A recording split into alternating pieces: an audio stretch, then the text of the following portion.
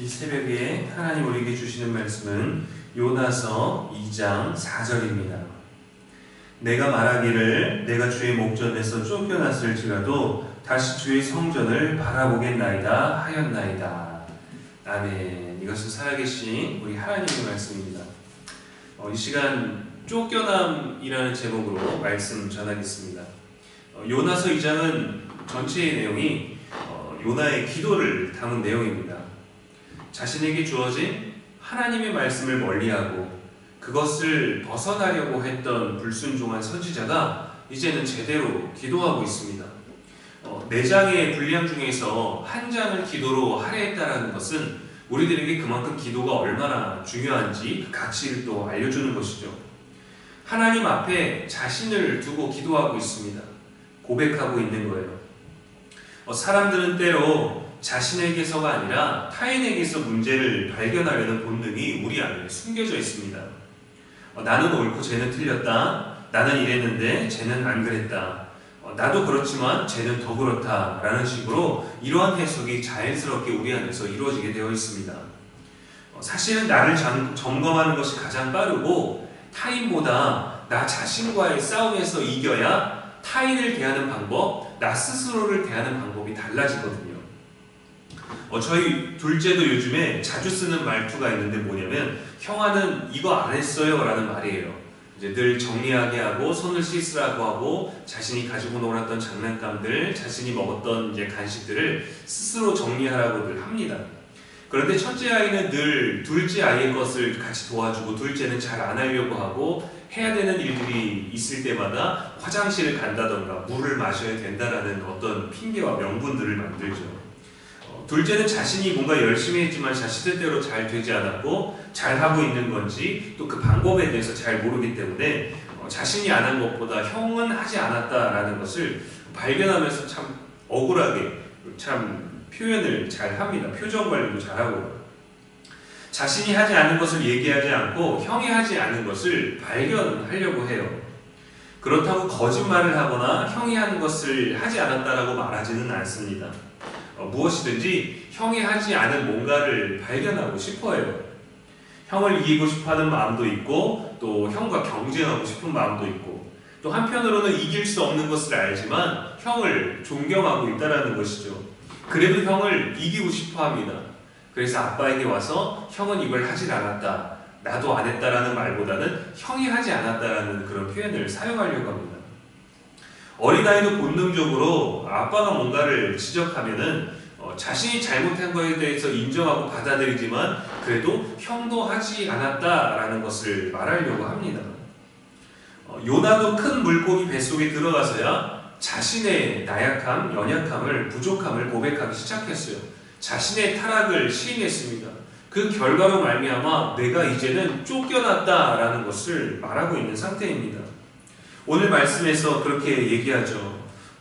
한편으로는 억울한 표현처럼 들리기도 합니다. 나는 열심히 했는데 억울하다. 나는 나름 옳은 행동을 했는데 바다에 던져졌다. 그러나 오늘 본문 말씀에서 요나의 고백은 그렇지 않습니다. 전에는 하나님의 자녀였고 또 하나님의 사랑 안에 있던 사람이 자신의 타락을 인정하는 데는 여기에도 하나님의 은혜가 필요합니다. 창세기에서 아담도 불순종한 자신의 타락한 상태를 인정하고 고백하기보다는 숨어버리는 쪽을 택했어요. 내가 느끼는 감정 중심이었던 거죠. 구약에서도 이스라엘 백성이 하나님을 향하여 돌아서기보다는 이방 신들을 향해서 또 다른 추가적인 복을 받기를 원했고 하나님의 은혜에 감사하지 않았습니다. 결국 그들은 마음에서가 아니라 실제로 쫓겨나게 되었죠. 갈라디아 교회 사람들도 그들의 타락한 상태에 대해서 눈이 어두워져 있었습니다. 그래서 이런 말씀을 들었습니다. 갈라디아서 5장 4절에 너희는 그리스도에게서 끊어지고 은혜에서 떨어진 자로다. 에베소 교회도 책망받았습니다. 요한계시록 2장 4절에서 5절 말씀에 그러나 너를 책망할 것이 있나니 너의 처음 사랑을 버렸느니라. 그러므로 어디서 떨어졌는지를 생각하고 회개하여 처음 행위를 가지라. 만일 그리하지 아니하고 회개하지 아니하면 내가 내게 가서 내 촛대를 그 자리에서 옮기리라. 라오디게아 교회에 대해서도 경고의 말씀을 하셨습니다. 요한계시록 3장 16절 말씀에 내가 이같이 미지근하여 뜨겁지도 아니하고 차지도 아니하니 내 입에서 너를 토하여 버리리라. 우리는 타락한 상태, 불순종한 상태, 자신의 죄를 인정하지 않으려는 상태에 있으면서도 얼마나 오래 갈 수 있을 거라 생각하며 살아갈까요? 벗어나고 있고 쫓겨나는 상태인데도 그것을 인지하지 못하고 나는 그럴 정도는 아니다라고 생각하며 대체 얼마나 그렇게 안주하며 있는 걸까요? 많은 사람들이 조금 빗나간 타인에 대해서는 예민합니다. 그러나 조금 더 많이 벗어나고 있는 자신에 대해서는 본능적으로 훨씬 더 관대합니다. 오늘 말씀에서의 요나처럼 저와 여러분도 타인에 대해서가 아니라 스스로 고백할 수 있어야 합니다. 그렇지 않으면 사탄의 계략에 넘어지게 되는 것이죠. 사탄은 타락한 죄인들이 전혀 타락하지 않게끔 인지하도록 합니다. 타인은 그러하나 자신은 그렇지 않게끔 확신하게 만들려고 합니다. 우리는 자신에 대해서는 하나님의 은혜와 자비를 더욱더 간구하기 때문에 결코 쫓겨날 것에 대해서 또 쫓겨나고 있는 것에 대해서 깨닫지 못합니다.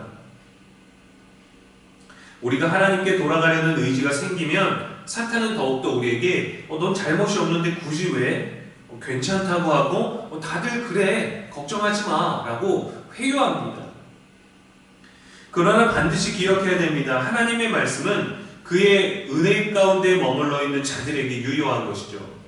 그리고 은혜를 아는 자들은 자신들의 연약함을 스스로 고백합니다. 왜냐하면 그 은혜가 내게 필요하기 때문입니다. 타인에게도 은혜가 필요하다고 여기는 사람은 그것을 지적하지 않아요. 그를 위해 중보합니다. 염려합니다. 고민합니다. 말씀 가운데, 은혜 가운데 있지 않으면서 자신들의 영혼이 잘 되어가고 있다는 착각은 정말 위험한 것이죠. 고린도전서 10장 12절 말씀은 그런즉 선줄로 생각하는 자는 넘어질까 조심하라.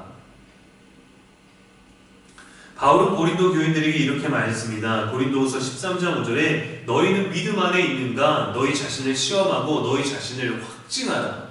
예수 그리스도께서 너희 안에 계신 줄을 너희가 스스로 알지 못하느냐? 그렇지 않으면 너희는 버림받은 자니라.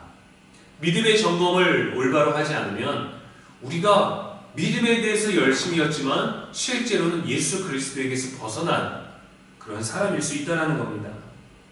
사도 바울은 또한 복음을 전하면서 도리어 자신은 버림받을까 두려워했습니다. 자칫 버림받은 것을 두려워했다면, 바울이 그럴 정도였다면, 기독교 교리를 세워갔던 그 복음을 확증했던 사도 바울도 그렇게 그것을 두려워했다면 저와 여러분은 얼마나 더 많이 우리 자신을 점검해야 할까요? 우리도 요나와 같은 고백이 필요합니다. 내가 주의 목전에서 쫓겨났을지라도 다시 주의 성전을 바라보겠나이다. 요나는 기도하면서 내가라는 표현을 사용합니다. 요나는 하나님의 선지자이지만 지금은 쫓겨난 상태에 있는 자신을 발견합니다. 그래서 주의 성전을 바라보겠다라고 고백하죠. 자신의 상태를 알고 있는 것입니다. 그것을 바라봐야 될 필요성을 이제서야 느낀 겁니다. 지금은 남의 잘못에 신경 쓸 여유도 없고 그럴 상황도 전혀 아닙니다. 그래서 자신을 고백할 수 있었던 것이죠. 하나님은 스스로 타락의 길에서 돌이킬 수 있도록 우리의 상태를 점검하게 하십니다. 그 상황까지 몰아가십니다. 그것이 혹독하고 힘들고 고통스러울지라도 하나님은 그 상태로 우리를 몰아가십니다. 잃어버린 아들 탕자의 비유에서 탕자도 자신의 모든 상태가 바닥이 되었을 때 고백하죠. 자신에 대해서 고백합니다. 누가복음 15장 18절에 내가 일어나 아버지께 가서 이르기를 아버지 내가 하늘과 아버지께 죄를 지었사오니 자신의 죄를 자신의 주어를 사용해서 고백하는 것이죠. 요나처럼 내가라는 고백이 있습니다. 탕자 주변에도 요나 주변에도 그들과 같이 아버지와 하나님께 죄를 지은 사람이 많았을 거예요. 그러나 하나님은 다른 죄인의 죄를 바라보는 자를 의롭다 하지 않으십니다.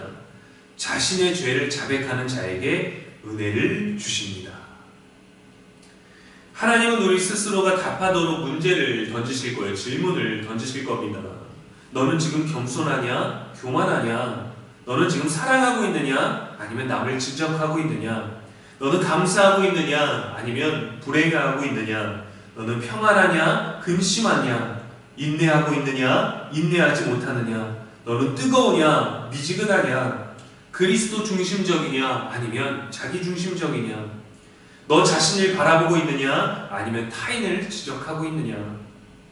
이러한 것들이죠. 우리 스스로의 상태를 점검할 수 있도록 던져지는 질문에 우리는 솔직해야 됩니다.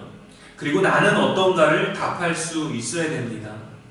내가 주의 목전에서 쫓겨났을지라도 다른 이의 상태, 다른 이의 위치가 아니라 나의 상태, 나의 상황을 점검할 수 있어야 되는 것이죠. 내가 주의 목전에서 쫓겨났다라는 이 고백이 비통하게 들리기는 하지만 우리를 생명으로 인도하는 고백이라면 오히려 이것이 복된 것입니다. 잠언 28장 13절에 자기의 죄를 숨기는 자는 형통하지 못하나 죄를 자복하고 버리는 자는 불쌍히 여김을 받으리라 하였습니다. 하나님의 말씀이 또 하나님의 사랑이 우리를 인도할 때에 생명을 선택할 수 있는 저와 여러분 되기를 소망합니다. 우리의 부족함과 죄된 것들을 인정하고 하나님께 자비를 구하여 더 많은 은혜를 누리는 저와 여러분의 오늘 되시기를 주님의 이름으로 축복합니다. 기도하겠습니다. 자비의 하나님이 이 새벽에도 말씀 주시니 감사합니다. 말씀을 통해 우리 자신을 점검할 수 있도록 하시니 감사합니다. 우리 자신의 연약함을 인정하지 않고 우리의 죄된 모습을 마주하지 않고 타인을 향해 옳은 말을 하고 판단하려 했던 우리 자신을 보게 하시니 감사합니다. 나를 향한 하나님의 사랑에 대해 나의 고백이 있게 하여 주시옵소서. 다른 이들의 잘못에 집중하거나 다른 이들의 연약함에 집중하지 말고 나의 죄, 나의 부족함, 내게 필요한 은혜, 내게 역사하실 하나님을 부르짖으며 하나님의 말씀을 발견하게 하여 주시옵소서. 내가 머물고 있는 자리가 여전히 은혜의 자리인지 생명의 자리인지 날마다 점검하며 주님의 말씀에서 떠나지 않도록 우리를 붙잡아 주시옵소서. 생명의 자리에서 생명으로 이끄는 인생이 되게 하시고 그런 하루를 살게 하여 주시옵소서.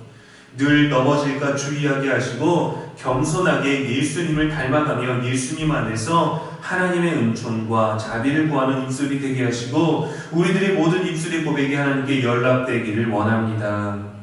오늘도 살아갈 수 있는 힘과 지혜와 감사를 허락하여 주시옵시고 하나님 우리들의 연약함 가운데서 우리가 쫓겨날 것을 두려워하며 늘 하나님의 은혜를 사모하는 우리가 되게 하여 주시옵소서. 우리의 영원한 소망이 되신 예수님의 이름으로 축복하며 기도합니다. 아멘.